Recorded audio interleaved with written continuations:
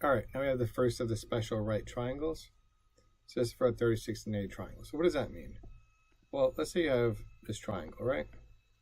You know this is 30 degrees, and it gave you that this side is 8, for example, right? And my drawing is not drawn to scale. Sometimes on a test it won't be drawn to scale either. So the question is, how do we find the other sides?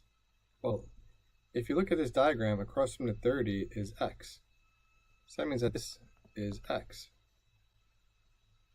Across from the right angle is 2x, but x is 8, so that means that this side would be 16.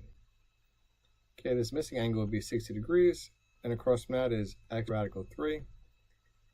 But again, in this case, x is 8, so we have 8 radical 3. Let's do another example. So let's say they gave us that this side is 12, and again, this is 30 degrees. Well, that means that this is 60, so we could use this reference triangle. All right, and then in this triangle, across from the negative degree angle is 2x. So that means that this is 2x. So if 12 is 2x, that means that 6 is x. So across from 30 is x. So that means that this is just 6. Across from the 60 is x radical 3. So this side would be 6 radical 3.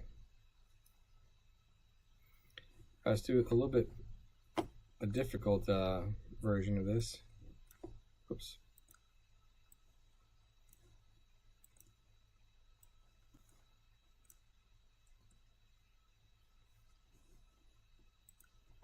All right, so let's say we have this triangle now.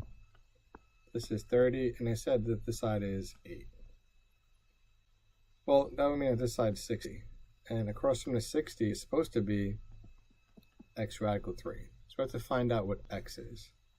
So 8 is x radical 3. So divide both sides by radical 3, radical 3. Then we have to rationalize. So what that means is we don't want a radical 3 in the denominator. So a trick is to multiply the numerator and denominator by radical 3. So this would be 8 rad 3 on top. Radical 3 times radical 3 is radical 9, which is just 3.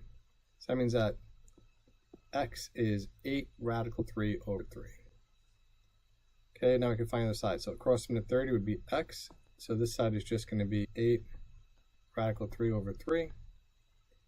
Across from the 90 is 2x.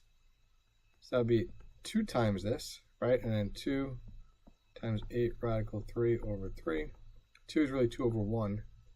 So it becomes 16 radical 3 over 3.